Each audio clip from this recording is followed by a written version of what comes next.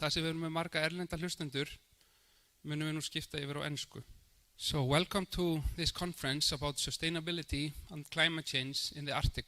My name is Haukur Ingi, and with my wife, Berglind, we have a dream to establish a glacier and mountain center here in Hali in Suðursveit, which is at the root of Lagoon Jökulsárlón, where climate changes are appearing in the most dramatic way.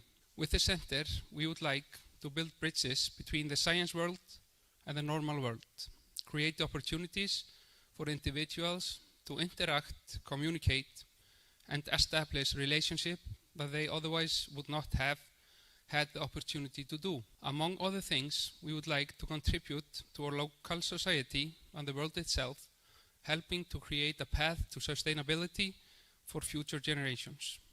And today I'll be presenting my short study on trace metals in the environment, focused on Breiðamerkurjökuls glacial lagoon, Jökulsárlón. Today I'll be talking about a potentially unstable slope on Mývatnstinder, and that's the eastern slope surrounding Fjallsjökull, and that's the outlet glacier of Vatnajökull. So a little background on why this is important and why it's related to climate change. So with anthropogenic sources of CO2, the climate has been warming. As glaciers are formed, they carve really steep slopes.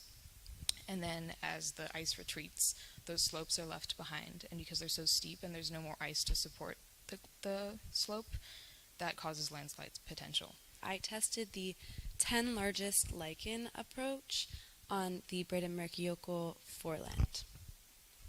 In conclusion, the 10 largest lichen approach did prove to be a valuable tool in dating the glacial retreat of Breiðamerkurjökull, and analyzing the lichen population dynamics of deglaciated marine surfaces was useful in understanding the rate of retreat. Hi everyone, my name is Tali Emlin and I am an undergraduate geology student at Carleton College. Today I'll be talking to you about a 5-week study I did on climate and its impact on the growth of the common juniper in Iceland. There's a huge likelihood that Iceland will in fact fulfill its land transportation commitment to the Paris Agreement, and taking that into consideration, there's a large possibility of the country achieving its carbon neutrality goal by the year 2040. Thank you very much. This figure shows the recession of Breiðamerkurjökull over the past 120 years. I'm Koharu Aoki, and I'm an environmental studies major at Bates College. And I know we've had a lot of natural science presentations, but I'll be doing a social studies research about exploring the perplexity of nature-based tourism in Iceland. For my methodology, I wanted to create a model using Python, which I'm nearly done so I will not be showing you that data today, but I thought I would explain to you the setup of my system and the equations I used. So you've heard before in some of the other presentations about climate change. It's going to have some major impacts and shifts in the environment around us, from more extreme weather events to changes in what is considered a normal year.